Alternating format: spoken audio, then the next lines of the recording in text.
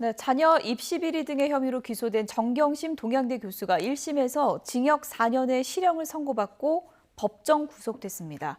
재판부는 핵심 쟁점이었던 입시 비리 관련 혐의를 모두 유죄라고 판단했는데요. 성실하게 노력한 사람들에게 허탈과 실망을 줬다고 질타했습니다. 나혜인 기자입니다.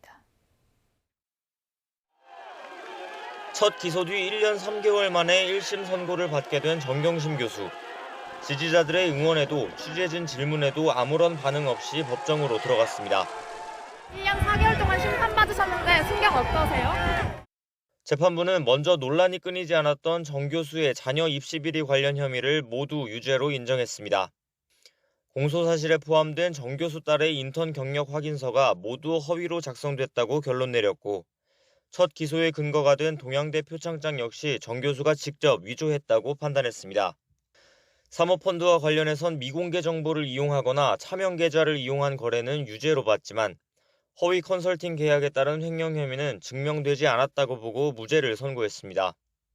조국 전 장관 인사청문회를 앞두고 사모펀드 운용사 직원들에게 동생 등에 대한 자료를 없애도록 지시한 혐의도 유죄로 인정됐습니다.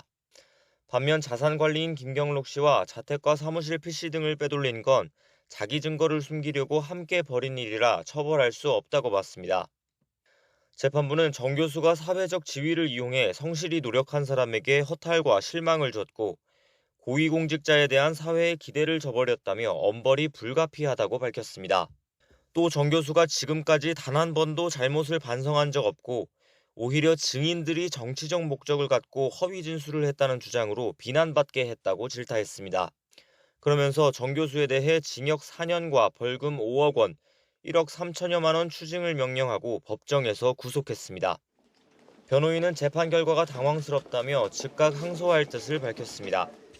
법정에서 진실을 밝히려고 했던 그 노력들이 오히려 피고인에게 그 형량에 아주 불리한 사유로 언급이 되면서 마치 괘씸죄 같은 게 적용되는 거 아닌가라는.